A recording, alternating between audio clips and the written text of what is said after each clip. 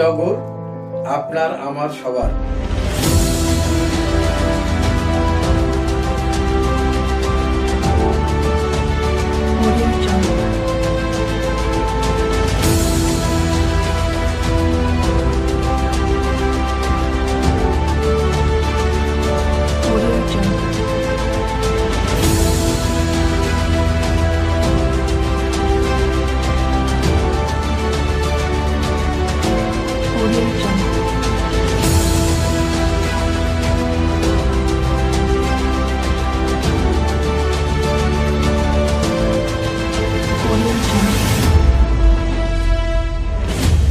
আমি এই নগর উন্নয়নে বদ্ধপরিকর। আসুন সকলে মিলে এই উন্নয়নের ধারাকে অব্যাহত রাখি।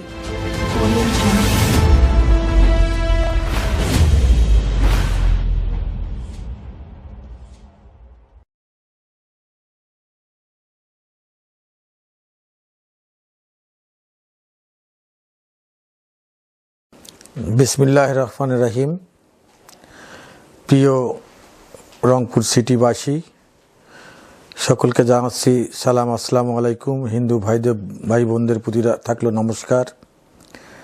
আসলে রংপুর সিটি কর্পোরেশনের বিগত নির্বাচনে ডিসেম্বর 2017 আপনারা আপনাদের মূল্যবান ভোট দিয়ে প্রায় লক্ষাধিক ভোটের ব্যবধানে আপনারা আমাকে মেয়র নির্বাচিত করেছেন। এর জন্য আপনাদের প্রতি জানাই আমি অশেষ কৃতজ্ঞতা এবং শ্রদ্ধা। প্রিয় নগরবাসী, এই রংপুর সিটি কর্পোরেশনের মেয়র নির্বাচিত হওয়ার পর 19 ফেব্রুয়ারি 2018 সনে আমি দায়িত্বভার গ্রহণ করি। তারপর থেকেই আমাদের এই রংপুর সিটি কর্পোরেশনের উন্নয়ন, মানুষের পাশে দাঁড়ানো, মানুষের সার্বিক দুঃসময়ে পাশে এসে তাদের বন্ধু হিসাবে কাজ করার চেষ্টা করেছি। রংপুর সিটি কর্পোরেশনের 1 থেকে 33 নম্বর ওয়ার্ড, এই 33টি ওয়ার্ডে সম উন্নয়ন নিশ্চিত করে আমি অদ্যাবধি প্রায় 1200 কোটি টাকার উন্নয়ন কাজ করেছি, যার পিছনে যিনি কারিগর হিসেবে ছিলেন তিনি বর্তমান মাননীয় প্রধানমন্ত্রী জননেত্রী শেখ হাসিনা। তার প্রত্যক্ষ সহযোগিতায় আমি এই উন্নয়নমূলক কাজগুলো করতে পেরেছি। এর জন্য আপনাদের মাধ্যমে রংপুরবাসীর পক্ষ থেকে মাননীয় প্রধানমন্ত্রীকে আমি জানাচ্ছি অশেষ কৃতজ্ঞতা। তার এই প্রত্যক্ষ সহযোগিতায় রংপুরের মানুষ এক উন্নয়নের যে ছোঁয়া তাদের দোরগোড়ায় পৌঁছে দেওয়ার যে নিরলস প্রচেষ্টা, এটা আমি চেষ্টা করেছি তার একজন প্রতিনিধি হিসাবে। কতদূর সফল হয়েছি, কতদূর ব্যর্থ হয়েছি, এই বিচারের ভার আমি রংপুর সিটিবাসীর প্রতি রেখে গেলাম। তারপরেও আমি উল্লেখ করতে চাই যে আমি দায়িত্ব নেওয়ার পরেই রংপুর সিটি কর্পোরেশনের সার্বিক যে অবস্থা ছিল, সার্বিক প্রেক্ষাপট এবং যে জমাকৃত অর্থ, এরা নাই বললেই চলে। আমি দায়িত্ব নেওয়ার পর প্রথম দিনেই আমি দেখেছি যে রংপুর সিটি কর্পোরেশনের রাজস্ব ব্যয়, রাজস্ব খাতে টোটাল জমা ছিল মাত্র 46,84,000 টাকা। 19 ফেব্রুয়ারি দায়িত্ব নিয়েছি। 28 ফেব্রুয়ারি এই মাসের আমাদের প্রায় 3,45,00,000 টাকা আমাদের বেতন ভাতা সহ আনুষঙ্গিক খরচ মিটাতে হবে। এই অবস্থায় আমি রংপুর সিটি কর্পোরেশনের দায়িত্ব নিয়েছি। তারপরেই শক্ত হাতে রংপুরের রেভিনিউ কালেকশন এবং মানুষের, আমাদের কর্মচারী কর্মকর্তাদের বেতন ভাতা, কাউন্সিলরদের ভাতা, জ্বালানি খরচ, গাড়ি মেনটেন্যান্স সহ সার্বিক কাজ আমরা আজ পর্যন্ত খুব স্মুথলি, খুব সহজভাবেই আমরা পরিচালনা করতে পেরেছি। কারণ দুর্নীতি যে রংপুর সিটি কর্পোরেশনের লাগামহীনভাবে ছিল, সেই লাগাম টেনে ধরে দুর্নীতিটা অনেক দূর, প্রায় 70%, আমার ধারণা যে 70% অনিয়ম দুর্নীতি আমি রোধ করতে পেরেছি। যার কারণে রংপুর সিটি কর্পোরেশনের রাজস্ব আয় থেকে ব্যয়ের পরিমাণটা অনেকটা কমে এসেছে। সেই হিসাবে আমি মনে করি যে রংপুর সিটি কর্পোরেশনের বর্তমান যে প্রেক্ষাপট তার মধ্যে আমি দুই একটি উল্লেখযোগ্য কাজ উল্লেখ করতে চাই। যে আপনারা আজকে রংপুর সিটি কর্পোরেশনের প্রতিদিন 110 গাড়ি থেকে শুরু করে 120 গাড়ি পর্যন্ত ময়লা হয়। এই ময়লা ফেলার কোনো জায়গা ছিল না। আপনারা জানেন যে কলাবাড়ি নামক একটা জায়গায় রংপুর সিটি কর্পোরেশনের সেই সাবেক পৌরসভার যে রাজা জানকীবল্লভ সেন তিনি একটি জায়গা দান করেছিলেন, তার পরিমাণ প্রায় 13 একর 40 শতক জায়গা। এই জায়গাটা বিভিন্ন দখলদারেরা দখলদারিত্ব করে তারা এটা বেদখল করে রেখেছিল সিটি কর্পোরেশনের। আমি আসার পরই এই জায়গা, এই 13 একর জায়গা আমাদের সিটি কর্পোরেশনের বরাবরে আমি ম্যাজিস্ট্রেট পুলিশ দিয়ে এটা উদ্ধার করে আমি সেই স্থানে ময়লা ফেলা শুরু করি। আজ অদ্যাবধি আজকে কিন্তু সেই এলাকা, সেই জায়গায় আমরা ডাম্পিং ইয়ার্ড হিসেবে কাজ করছি। সেটা রংপুরের একটা বার্নিং ইস্যু ছিল যে আসলে ময়লা কোথাও কেউ ফেলতে দিত না। কারণ হলো ময়লার দুর্গন্ধ হয়, ময়লায় অনেক আবর্জনা থাকে, অনেক পচা জিনিস থাকে, সেগুলোর দুর্গন্ধ, একটা বিকট দুর্গন্ধে রংপুরবাসী যখন অতিষ্ঠ ছিল সেই সময় কিন্তু আমি এই কাজটা করতে পেরেছি। দ্বিতীয়ত আপনারা জানেন যে দীর্ঘদিন ধরে আজকে আমাদের আজাদ হোমি হলের পাশে যে বেদখল রাস্তার জায়গা দখল করে তারা অবকাঠামো নির্মাণ করেছিল, বিগত অনেক পরিশোধ চলে গেছে কিন্তু কেউ এই জায়গাটা উদ্ধার করতে পারেনি বা রাস্তাও করতে পারেনি। আমি আমার সময়ে ইনশাল্লাহ আপনাদের সহযোগিতায়, আমাদের সিটি পরিষদের সম্মানিত কাউন্সিলরদের সহযোগিতায় আমি কিন্তু এই জায়গা উদ্ধার করে সেখানে জুমাপাড়ার ভিতরে যে একটা বাইপাস সড়ক করেছি, যেটা দিয়ে এখন অনেকটা যানজটের কবল থেকে মানুষ মুক্তি পেয়েছে। বিশেষ করে হারাগাছ, জুমাপাড়া, শালবন, মিস্ত্রিপাড়া, শাহীপাড়া এই এলাকার মানুষেরা এই একটা বিকল্প পথ দিয়ে টেকনিক্যালের সামন দিয়ে আপনার হারাগাছ মুখে যে যারা চলাচল করে তাদের জন্য একটা নতুন দিগন্তের সূচনা হয়েছে। আমি তৃতীয়ত রংপুরটা বাস টার্মিনাল, যেটা আপনারা দেখছেন যে একটা আধুনিক বাস টার্মিনাল নির্মিত হচ্ছে। এই বাস টার্মিনাল একটা বিভিন্ন জনকে বরাদ্দ দেওয়া ছিল, তাদের বরাদ্দ বাতিল করে একটা টার্মিনাল স্থাপন করা এবং তার এখন আমাদের ব্যয় 31 কোটি টাকা।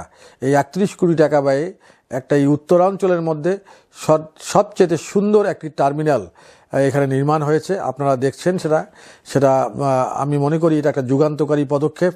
আমি সে কাজটা করতে পেরেছি। রংপুর সিটি কর্পোরেশনে আপনারা জানেন আরেকটি কাজ, যুগান্তকারী কাজ, সেটা হলো লালকুঠি মোড়। যে মোড়ে আপনাদের অনেক অবকাঠামো ছিল এবং 6 শতক জায়গা দিয়ে পুরা জায়গাটা মানে জাস্ট ব্যারিকেড দেওয়া ছিল। আমি সেই 6 শতক জায়গা 1,65,00,000 টাকা ব্যয়ে আমি সেই জায়গাটা অধিগ্রহণ করে আমি সেই জায়গাটা উদ্ধার করে এখন রাস্তা নির্মাণ করেছি, যেটা ওই এলাকার মানুষের জন্য এখন আশীর্বাদ হয়েছে।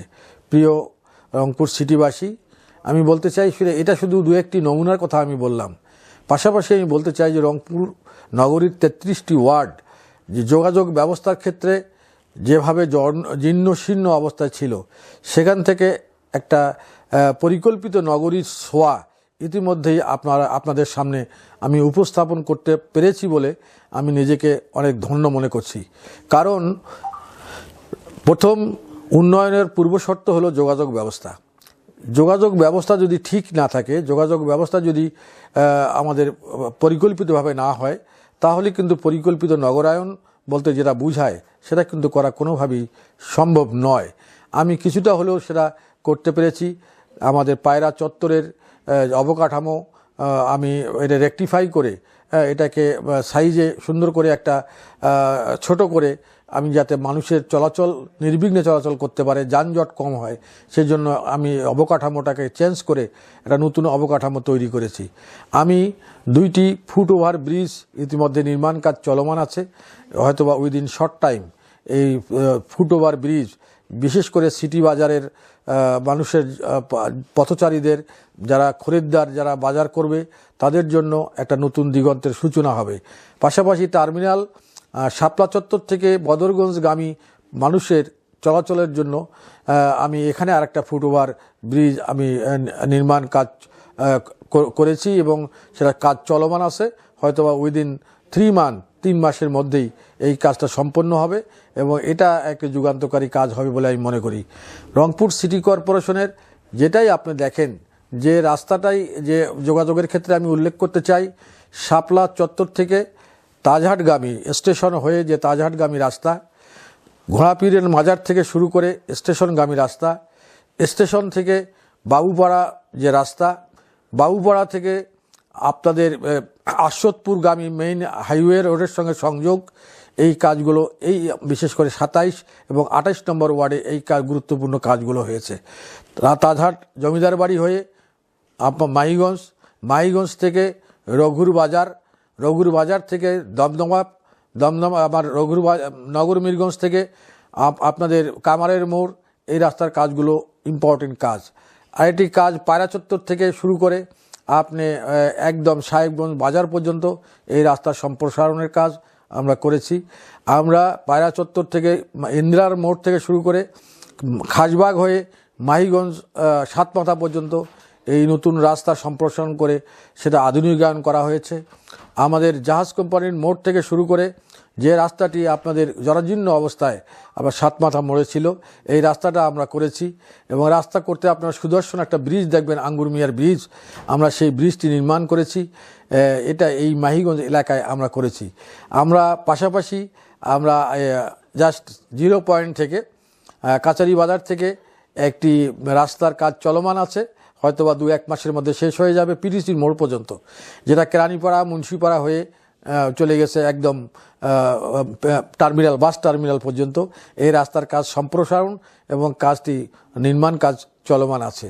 আরেকটি কাজ আমাদের আপনারা যেটা দীর্ঘ মানুষের ভোগান্তির শিকার হতো, বিশেষ করে জাহাজ কোম্পানি মোড় থেকে দেওয়ানবাড়ি হয়ে মুন্সিপাড়া হয়ে কেরানীপাড়া চৌরাস্তা মোড় এবং কেরানীপাড়া চৌরাস্তা মোড় হয়ে লালকুঠি মোড় হয়ে যেটা 8তলা জামে মসজিদের যে রাস্তাটা আপনারা দেখছেন, শুধু আপনার সুন্দর রাস্তা একটি হয়েছে, সেই রাস্তাটা আমরা নির্মাণ করেছি। 8তলা মোড় থেকে শিমুল কমিউনিটি পর্যন্ত যে রাস্তাটি হয়েছে, এই রাস্তাটাও আমরা সম্প্রসারণ করেছি। আমরা নিউ জুমাপাড়া থেকে শুরু করে কুকরুল হয়ে একদম ময়নাকুটি পর্যন্ত এই রাস্তাটির সম্প্রসারণ কাজ এবং নতুন কাজ নির্মাণ করেছি। 2 দিকে দৃশ্যমান আমরা বিদ্যুতায়ন করেছি, যে রাস্তাটি দেখলে মনে হবে যেটা একটা পরিকল্পিত নগর গড়ার ক্ষেত্রে একটি দৃষ্টান্ত বলে আমি মনে করি। এদিকে সোডাপীর থেকে শুরু করে একটি রাস্তা খটখটিয়া চলে গেছে, এই রাস্তাটি আমাদের প্রায় 30 ফিট চওড়া রাস্তা এবং উভয় পাশে আমাদের বিদ্যুৎ বাতি সহ সব কাজ আমরা সম্পন্ন করেছি। এই ধরনের হাজারো কাজ আমি মনে করি যে রংপুরের 50 বছরের ইতিহাসে এই ধরনের উন্নয়ন হয়নি। সেটা কি কারণে হয়নি আমি জানি না, আমি কাউকে দোষারোপ করতে চাই না। তবে আপনারা যে আমাকে নির্বাচিত করেছেন, এই নির্বাচিত করাটাকে আমাকে দায়িত্বে নিয়ে আসা, এটা আমি নিজে আন্তরিকভাবে রংপুর সিটি কর্পোরেশনকে ওন করেছি বিধায় আজকে রংপুর সিটি কর্পোরেশন আমাদের একটু আমার মনে হয় যে দৃশ্যমান কাজ কিছু সম্পন্ন হয়েছে। আপনারা আরও একটু লক্ষ্য করবেন যে বাংলাদেশ ব্যাংক মোড় থেকে শুরু করে হনুমানতলা পর্যন্ত রংপুর কলেজের সামনে যে রাস্তাটা হয়েছে, এটা একটা দেখার মতো রাস্তা বলে আমি মনে করি। পাশাপাশি সুরভি উদ্যান থেকে শুরু করে রংপুর কলেজের গেট পর্যন্ত এই রাস্তাটির কাজও চলমান আছে। এই কাজগুলো যদি সম্পূর্ণ হয় তাহলে রংপুরকে একটা দৃষ্টিনন্দন শহর হিসাবে প্রাথমিক ধাপটা আমরা পেরিয়ে যাব। ইতিমধ্যে মাননীয় প্রধানমন্ত্রী আমাকে প্রতিটি প্রজেক্টেই উনি পজিটিভ রোল প্লে করেছেন বিধায় আজকে আমি এই উন্নয়নগুলো করতে পেরেছি। আমাদের ইতিমধ্যে বিদ্যুৎ বাতি স্থাপন কাজ শুরু হয়েছে, এটা আমাদের 47 কোটি টাকা ব্যয়ে রংপুরে বিদ্যুৎ বাতির স্থাপনের কাজ শুরু হয়েছে। ইতিমধ্যে আমাদের প্রায় 80% পোল আমাদের লাগানো হয়ে গেছে, এখন বিদ্যুৎ বাতি সংযোগের কাজ চলমান আছে। এই কাজটাও কিন্তু একটি গুরুত্বপূর্ণ কাজ বলে আমি মনে করি। ইতিমধ্যে আমাদের রংপুর সিটি কর্পোরেশনের অত্যাধুনিক যন্ত্রপাতি ক্রয়ের জন্য 114 কোটি টাকার একটি প্রকল্প পাশ করেছি এবং সেই কাজ টেন্ডার হয়ে গেছে। একটি প্যাকেজের কাজের কার্যাদেশ দেওয়া হয়েছে এবং আর 4টি কাজের কার্যাদেশ প্রক্রিয়াধীন আছে এবং এই আধুনিক যন্ত্রপাতিগুলো যদি রংপুর সিটি কর্পোরেশনের সন্নিবেশিত হয় তাহলে আমাদের যে দ্রুত আমাদের প্রজেক্টের কাজ বাস্তবায়নের ক্ষেত্রে একটা অগ্রণী ভূমিকা রাখবে বলে আমি মনে করি। আপনারা জানেন ইতিমধ্যে, আপনারা যদি কেউ নবাবগঞ্জ বাজারের ভিতরে আপনারা প্রবেশ করেন তাহলে দেখবেন যে নবাবগঞ্জ বাজারটা আমরা আধুনিকায়নের জন্য আমরা পার্কিং, আমাদের টালি লাগানো সহ আমাদের আন্ডারগ্রাউন্ড ড্রেন সব কাজই আমরা কিন্তু কমপ্লিট করে দিয়েছি। ইতিমধ্যে আমাদের রংপুর সিটি কর্পোরেশনের সিটি বাজার, এই সিটি বাজারের উন্নয়নের কাজে আমরা হাত দিয়েছি। এই সকল কাজ মিলে আমি মনে করি যে আমার উপরে অর্পিত যে দায়িত্ব, এটা আমি সততার সাথে এবং নিষ্ঠার সাথে পালন করার চেষ্টা আমি করেছি। এই কাজগুলোর মূল্যায়ন করবেন রংপুরবাসী।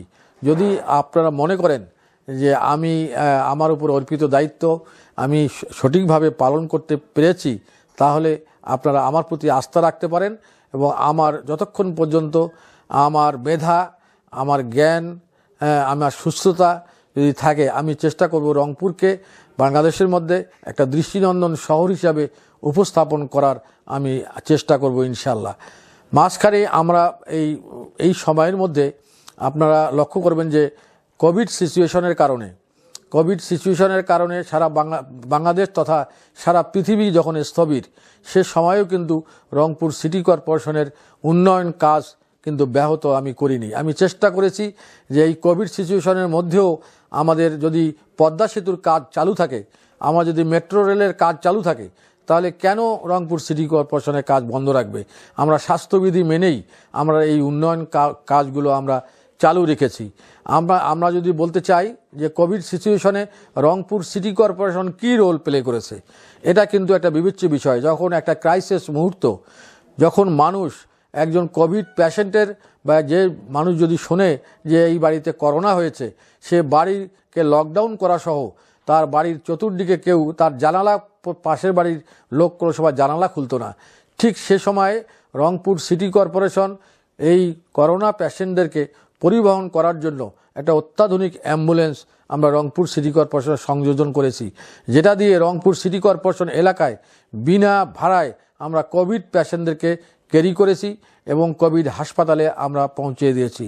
আমাদের কোভিড পেশেন্টদেরকে যখন মর্গে লাশ পড়ে থাকতো, কোনো ব্যক্তি, তাদের অভিভাবক, যারা তাদের পরিবারের সদস্য ছিল, তারা যখন তাদের যে পরিবারের একজন গুরুত্বপূর্ণ সদস্য কোভিড আক্রান্ত হয়ে মারা গেছে, তার লাশ নিতে যখন মানুষ অস্বীকৃতি জানিয়েছে, সে সময় আমরা সেই লাশ রংপুর সিটি কর্পোরেশনের যে লাশবাহী গাড়ি অ্যাম্বুলেন্স আমরা যেটা নতুন করে সংযোজন করেছি, সেই লাশবাহী গাড়ি দিয়ে আমরা মর্গ থেকে লাশ তাদের প্রত্যেকটা বাড়িতে আমরা পৌঁছে দিয়েছি। এবং আমরা একটা কাজই শুধু আমাদের এখানে সংযোজন হয়েছে অন্য একটা সংগঠন দ্বারা, সেটা হলো ইসলামী ফাউন্ডেশন। গোসলের কাজটা তারা দিয়েছে, কিন্তু লাশ নিয়ে যাওয়া এবং বাড়িতে পৌঁছানো এবং কবরস্থ করা, এই সব দায়িত্ব কিন্তু রংপুর সিটি কর্পোরেশন করেছে। রংপুর সিটি কর্পোরেশন আরও অনেক কাজ করেছে। যে বাংলাদেশের এই প্রথম যে কোনো সিটি কর্পোরেশন করোনার যখন প্রাথমিকভাবে শুরু হলো, তখন থেকে শুরু করে আজ পর্যন্ত রংপুর যত নমুনা সংগ্রহের কাজটা রংপুর সিটি কর্পোরেশন সার্থকতার সঙ্গে, সফলতার সঙ্গে এই কাজটা আমরা করেছি এবং যে কাজটি আমাদের সমাদৃত হয়েছে এবং সারা বাংলাদেশে। যদি আমি মনে করি ব্যক্তিগতভাবে দৃঢ়কণ্ঠে বলতে চাই যে রংপুর সিটি কর্পোরেশনের কোভিড সিচুয়েশনে যে রংপুর সিটি কর্পোরেশনের যে ভূমিকা, এটা যদি মূল্যায়ন করা হয়, তাহলে সারা বাংলাদেশের মধ্যে রংপুর সিটি কর্পোরেশন, 12টা সিটি কর্পোরেশনের মধ্যে রংপুর সিটি কর্পোরেশন পারফরমেন্সের দিক থেকে আমি মনে করি 1 নম্বরে থাকবে। এটা অনস্বীকার্য। প্রিয় রংপুরবাসী, আমি চাই যে যেই দায়িত্বে আসুক, it is also a continuous process. একজন আসবে, তার কর্মকাণ্ড মূল্যায়ন করবে সেই নির্বাচনী এলাকার সাধারণ মানুষ। এই এলাকায় আমি সেই কাজটা করেছি। আমি কাজ করেছি, শুধু এখানেই ক্ষান্ত হয়নি। আমি বিগত একটি পরিষদ গিয়েছে, এই পরিষদে মসজিদ, মন্দির, মাদ্রাসা, শ্মশান, কবরস্থান, এগুলোতে বিগত পরিষদের অনুদান ছিল 5 বছরে মাত্র 96 লাখ টাকা। সেই অনুদান রংপুর সিটি কর্পোরেশনের গত মাস পর্যন্ত 8 কোটি টাকা ছাড়িয়ে গেছে।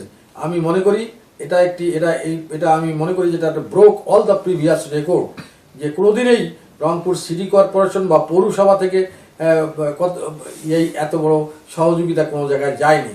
আমি মনে করি যে প্রায় 80% মসজিদ, মন্দির, মাদ্রাসা এগুলোতে রংপুর সিটি কর্পোরেশন থেকে সহযোগিতা করা হয়েছে এবং তার প্রমাণ আমাদের কাছে আছে।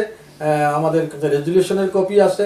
সঠিক জায়গায় কোনো হ্যারাসমেন্ট ছাড়া, কোনো ধরনের মানুষের দুর্ভোগ ছাড়া আমরা এই কাজগুলো করতে পেরেছি। এটা মনে করি আমি একটা পজিটিভ দিক।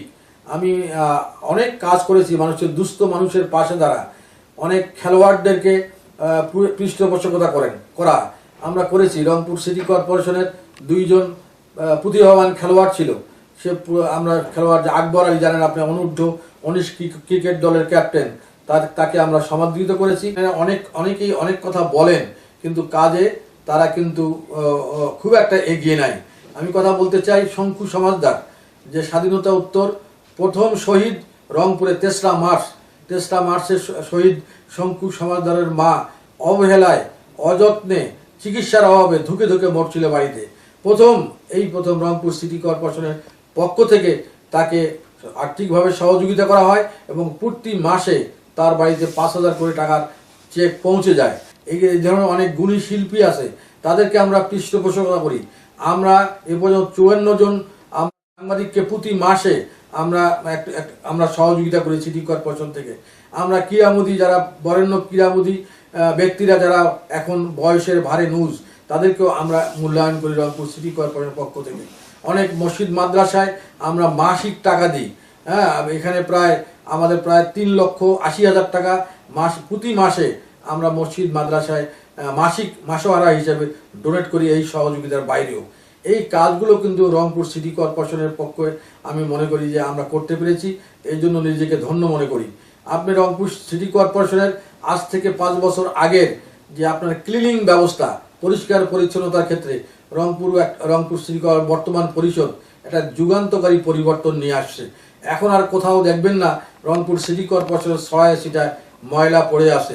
প্রিয় রংপুর সিটিবাসী, আমি বলতে চাই যে 1 থেকে 33 নম্বর ওয়ার্ড পর্যন্ত প্রতিটি ওয়ার্ডের ক্ষেত্রে আমরা যে দৃশ্যমান পরিবর্তন করেছি, যোগাযোগের ক্ষেত্রে, বিদ্যুৎ ইলেকশনের ক্ষেত্রে আমরা কোনো সময় বৈষম্য করিনি। প্রত্যেকটা ওয়ার্ডের যে বরাদ্দ, আমি যতটুকু বরাদ্দ পেয়েছি সেটা যে সংস্থা থেকে হোক, আমরা ইকুয়াল ডিস্ট্রিবিউশন করেছি 33টি ওয়ার্ডের মধ্যে। আপনারা ধরতে পারবেন বিভিন্ন সংস্থার কাজ আছে, যেমন জাপান উন্নয়ন কর্তৃপক্ষ, জাইকা যেটাকে বলা হয়, জাইকার কাজ একদম প্রপারলি ডিস্ট্রিবিউশন করা হয়েছে। ওয়ার্ল্ড ব্যাংকের MGSP প্রকল্পের কাজ প্রপারলি 33টি ওয়ার্ডের মধ্যে ডিভিশন করা হয়েছে। আমাদের জলবদ্ধতা নিরসনের যে 210 কোটি টাকার চলমান কাজ, সে কাজগুলো আমরা সমানভাবে করার চেষ্টা করেছি। আমরা ইন্ডিয়ান অর্থায়নে যে কাজগুলো 25 কোটি টাকার কাজ প্রায় শেষের পথে, সে কাজগুলো আমরা প্রত্যেকটা ওয়ার্ডেই তাদের বরাদ্দ অনুযায়ী, তাদের প্রাপ্য অনুযায়ী আমরা করার চেষ্টা করেছি। এখন আপনারা দেখলেই বুঝবেন যে বিগত একটা পরিষদ গেছে, একটা চলমান, এখন বর্তমান একটা পরিষদ আছে। বিগত পরিষদের সময় কতটুকু রাস্তার কাজ হয়েছে, কতটুকু ড্রেনের কাজ হয়েছে, এরা সাধারণ মানুষের কাছে কিন্তু ওপেন। আর বর্তমান পরিষদ কি করেছে এটাও কিন্তু আপনাদের সামনে ওপেন আছে। সেক্ষেত্রে আমি বলতে চাই যে প্রত্যেকটা ওয়ার্ডে আমি সম উন্নয়ন করার জন্য চেষ্টা করেছি। আর একটি কথা আমি আপনাদের সামনে বলতে চাই যে বিগত মেয়র মহোদয়রা বা চেয়ারম্যান মহোদয়রা কেন বোঝেন নাই না কী কারণে করেননি আমি জানি না। আমি যখন রংপুর সিটি কর্পোরেশনের দায়িত্ব নেওয়ার পরে দেখলাম যে আমাদের 86টা ব্যাংক অ্যাকাউন্ট আছে। এই 86টা ব্যাংক অ্যাকাউন্ট থেকে আমাদের সমস্ত ট্রানজ্যাকশন হয়।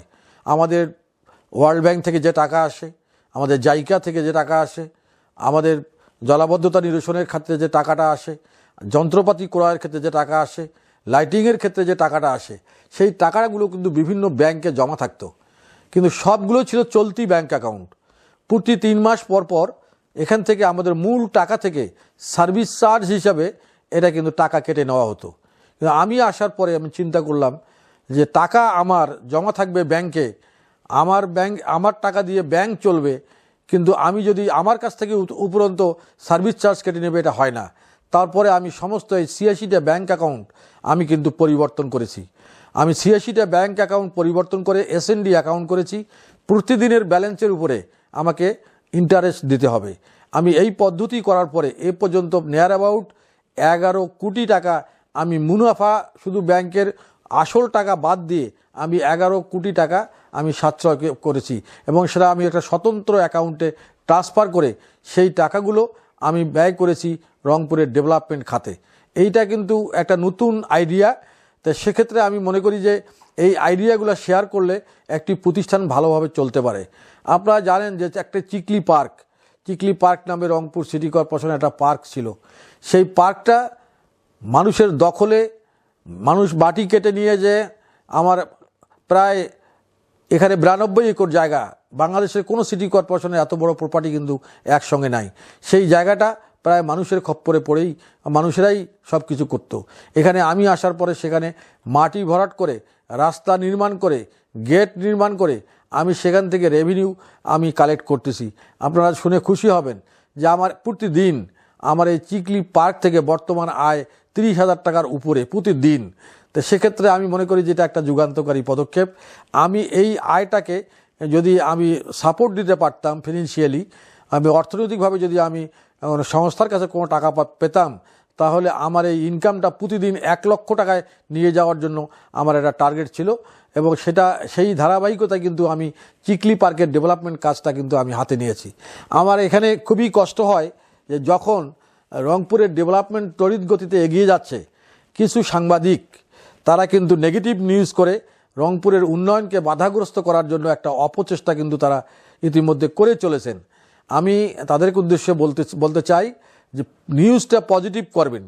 এখানে আপনারা দেখতে হবে একটা বস্তুনিষ্ঠ সংবাদ পরিবেশন করার ক্ষেত্রে রংপুরের স্বার্থটার বিষয়টা কিন্তু অগ্রগণ্য সামনের দিকে তুলে ধরতে হবে। আসলে দেখবেন যে এই কাজটা করে মেয়র মহোদয় ব্যক্তিগতভাবে কোনো দুর্নীতির আশ্রয় নিয়েছে কিনা, ব্যক্তিগতভাবে লাভবান হওয়ার জন্য তার কোনো এখানে তার ছোঁয়া আছে কিনা। যদি এটা সিটি কর্পোরেশনের স্বার্থে হয় তাহলে আমার মনে হয় যে সেই কাজগুলোকে আপনাদের প্রায়োরিটি দিয়ে এগিয়ে নিয়ে যাওয়া বাঞ্ছনীয়। যে ক্ষেত্রেই হোক পজিটিভ এমন কোনো নিউজ আপনারা করবেন না যে নিউজে রংপুরবাসী ক্ষতিগ্রস্ত হয়, রংপুরের উন্নয়ন বাধাগ্রস্ত হয়। এই বিষয়টা কিন্তু আমাদের রংপুরের, যেহেতু আপনারা সবাই সাংবাদিক, আমি বলছি না আমার গুটি কয়েক সাংবাদিক, তারা তাদের নিজের যে আশা, নিজের যে প্রত্যাশা, অবৈধ চিন্তাভাবনা, সেই চিন্তাভাবনা থেকে বেরিয়ে এসে রংপুরের স্বার্থ সংশ্লিষ্ট বিষয়কে প্রাধান্য দিয়ে নিউজ করলে আমার মনে হয় রংপুরবাসী উপকৃত হবে। এটা আমি তাদের কাছে আবেদন রাখছি। আমি পাশাপাশি বলতে চাই যে রংপুরের সিটি কর্পোরেশনের দায়িত্ব নেওয়ার পরে আপনারা রংপুর সিটি কর্পোরেশনে যারা সেবা নিতে যায় বিভিন্ন কারণে, আপনারা রংপুর, বাংলাদেশের মধ্যে 12টি সিটি কর্পোরেশন আছে, রংপুর সিটি কর্পোরেশন একটা ব্যতিক্রম রোল প্লে করছে এখন টিল টুডে। আমি মনে করি আজ পর্যন্ত আমরা ব্যতিক্রম রোল প্লে করছি যে মেয়রের কাছে একটা দুস্থ লোক, একটা রাস্তার ফকির, সেও মেয়রের সঙ্গে দেখা করে, তার অভিযোগের কথা বলতে পারে। এইটা কিন্তু বাংলাদেশে কোথাও আপনারা পাবেন না, এটা এক্সেপ্ট রংপুর। তা আমরা সেই বিষয়টা কিন্তু এনশিওর করার জন্য আমরা চেষ্টা করছি। কারণ আমার নির্বাচনী ইশতেহারে আমার এই কথাটা 1 নম্বরে ছিল যে আমি যদি মেয়র নির্বাচিত হই তাহলে রংপুরের সর্বস্তরের জনতা যাদের যে কোনো প্রয়োজনে যে কোনো অভিযোগ সরাসরি মেয়রের কাছে উপস্থাপন করতে পারবে। এই বিষয়টা কিন্তু আমরা ইনশিওর করতে পারছি। আজ পর্যন্ত এমন কোনো মানুষ নাই যে সে যত নিচের লেভেলের লোক হোক আর যত উপরের লোকে হোক, আমি মনে করি সমান মর্যাদায় তারা মর্যাদা পাচ্ছে এ পর্যন্ত। এই বিষয়টা কিন্তু আমরা নিশ্চিত করতে পেরেছি, এর জন্য আমি খুশি। হয়তোবা এরা ম্যান টু ম্যান ভেরি করে, সব মানুষই সব কাজ সম্ভব না, এখানে অনেক প্যাশেন্ট হিয়ারিং দিতে হয়, অনেক সময় প্রয়োজন হয়, মানুষের এই কাজগুলো করা খুব ধৈর্যের পরিচয় দিতে হয়। কিন্তু আমি সেই কাজটা আমি করার চেষ্টা করছি। আমার মনে হয় যে আমি দলমত নির্বিশেষে কোনো দলের মানুষ আমার কাছে কোনো ধরনের কোনো চাপের শিকার হয়নি। আমি যখন ওই চেয়ারে যাই, ওই চেয়ারে দায়িত্ব পালন করি, আমি প্রত্যেকটা কাজ আমি মনে করি দল মতের ঊর্ধ্বে উঠে আমি সাধারণ মানুষের স্বার্থের কথা চিন্তা করে আমি কিন্তু এই কাজগুলো করে যাচ্ছি। আমি চেষ্টা করতেছি যাতে আমার কোনো আচরণে সাধারণ কোনো মানুষ কষ্ট না পায়, সেদিক থেকে নজর রেখে আমি এই কাজগুলো করছি। আমি মনে করেন আমি একটা বিশেষ দল থেকে নির্বাচিত হয়েছি। নির্বাচিত হওয়ার আগ পর্যন্ত আমি দলীয় ব্যানারে ছিলাম। নির্বাচিত হওয়ার পরে যখন দায়িত্ব গ্রহণ করে শপথ নিয়ে আমি যখন ওই চেয়ারে গিয়েছি, তখন কিন্তু আমার কাছে কোনো দল নাই, প্রত্যেকটা দলের মানুষ আমার কাছে সমান প্রায়োরিটি পাবে এবং তাদের ন্যায্য অধিকার সিটি কর্পোরেশনের কাছ থেকে তারা সেটা পাবে, এটা আমি নিশ্চিত করার চেষ্টা করেছি। সর্বোপরি আমি মনে করি যে এই কাজগুলো আমি চালিয়ে যাব। আর সামনে আমাদের প্রায় সময় শেষ, এই সময়ে হয়তোবা আগামী ডিসেম্বরের শেষের দিকে হয়তোবা নির্বাচন হবে। আমার এই কাজগুলো যদি আপনাদের ভালো লাগে, আমার এই অ্যাক্টিভিটিসগুলো যদি আপনাদের কাছে গ্রহণযোগ্য হয়, আমার এই সেবাটা যদি মানসম্মত হয়, আমার মধ্যে যদি কোনো দুর্নীতি না থাকে, তাহলে এই বিষয়গুলো আমাদের সম্মানিত ভোটার যারা আছেন, যারা আমার 33টি ওয়ার্ডে আমার নির্বাচনী এলাকায় 33টি সম্মানিত এলাকার যারা জনগণ আছেন, তারা আপনারা মূল্যায়ন করবেন অবশ্যই। আমি এখানে বলতে চাই যে এটা একটা স্থানীয় সরকারের নির্বাচন। এই নির্বাচনে কিন্তু সরকার পরিবর্তন হয় না।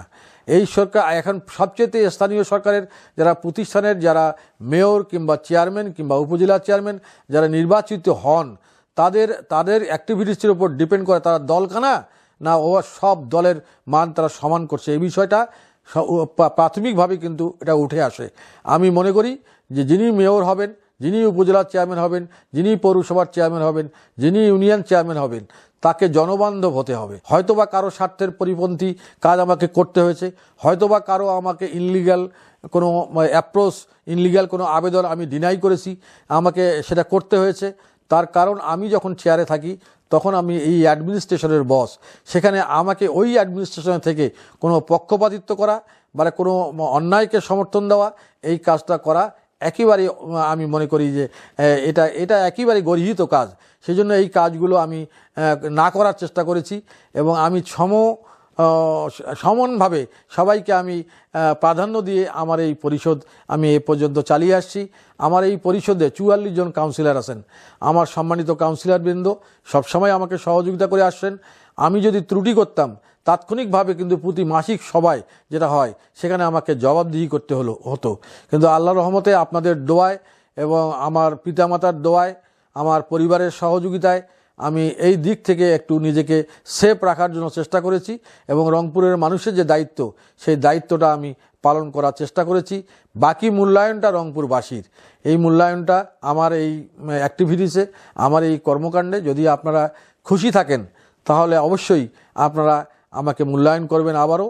আর আমার চাইতে যদি কোনো বেস্ট পারফরমেন্সের কোনো ব্যক্তি আপনাদের কাছে আসে তাহলে সেক্ষেত্রে আপনারা তাকেই মূল্যায়ন করবেন। আমি চাই এই ধারাবাহিকতা অব্যাহত থাক, রংপুরে একটা স্থিতিশীল রাজনীতি এবং এই রাজনৈতিক নেতৃবৃন্দের মধ্যে যে দলই করুক না কেন তার মধ্যে একটা বন্ডিং স্থাপন হোক। আমাদের যে কালচার, আমাদের যে সংস্কৃতি, আমাদের যে এক ভাই বিএনপি করেন, এক ভাই জাতীয় পার্টি করেন, এক ভাই আওয়ামী লীগ করেন, কিন্তু সেই বলে তো ভ্রাতৃত্বটাকে অস্বীকার করার কোনো সুযোগ নাই। আমরা সকলে মিলে এই কালচারটা ফিরিয়ে আনবো। আমরা চাই আমরা সবাই রংপুরের স্বার্থে দলমত নির্বিশেষে আমরা সে যেই ডাক দিক না কেন, যদি সেটা রংপুরের স্বার্থে হয় তাহলে আমরা সকলে মিলে ঐক্যবদ্ধভাবে আমরা তার ইয়াকে আমরা প্রাধান্য দিব, তার দাবির প্রতি আমরা প্রাধান্য দেব এবং সবাই এক কাতারে এসে রংপুরকে একটা আধুনিক বাসযোগ্য একটি নগরীতে আমরা স্থাপন করতে চাই, একটি দৃষ্টিনন্দন শহর করতে চাই, একটা গ্রিন সিটি করতে চাই, একটা হেলদি সিটি করতে চাই। এই প্রত্যাশা নিয়েই কিন্তু আমাদের এই পথ চলা। আপনাদেরকে সকলকে আমার পক্ষ থেকে আমার ছোটোখাটো কোনো ধরনের আমার আচরণে যদি আপনারা কোনো কষ্ট পেয়ে থাকেন সেটা আপনারা ক্ষমা সুন্দর দৃষ্টিতে দেখবেন, এটা আমি আশা করব। আমি সকলকে আমার পক্ষ থেকে শুভেচ্ছা, অভিনন্দন এবং আপনারা ভালো থাকবেন এই শুভকামনায় আমার কথা শেষ করছি। আল্লাহ হাফেজ। আসসালামু আলাইকুম। হিন্দু ভাইদের জন্য নমস্কার।